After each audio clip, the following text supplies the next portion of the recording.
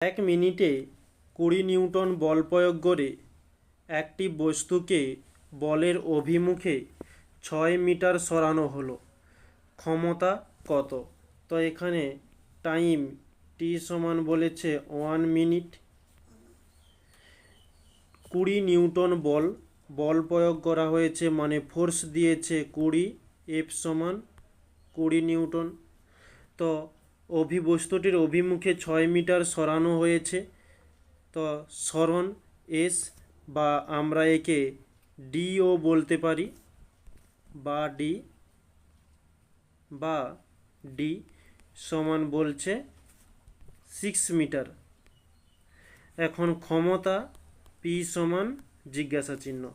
এখন আমরা যে সমীকরণটি জানি,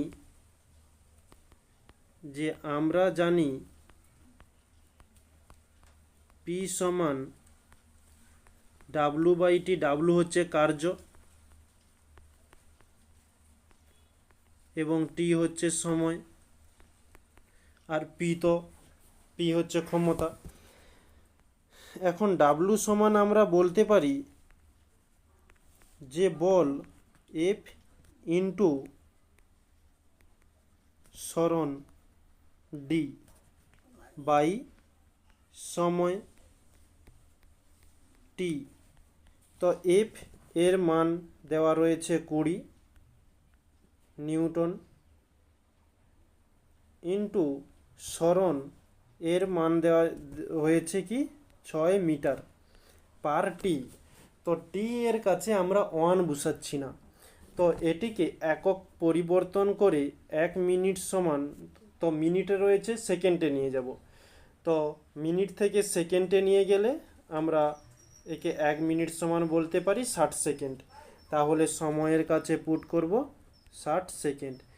এখন 6 দিয়ে দিলে 10, নিচের শূন্য উপরের শূন্য কেটে গেল, তাহলে থাকলো 2 নিউটন মিটার পার সেকেন্ড।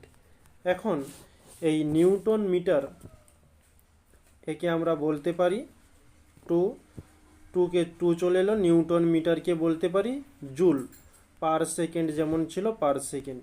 আর এই জুল পার সেকেন্ডকে আমরা বলে থাকি ওয়াট। তাহলে আমাদের অ্যান্সার হয়ে গেল 2 ওয়াট। এটি হচ্ছে আমাদের অ্যান্সার।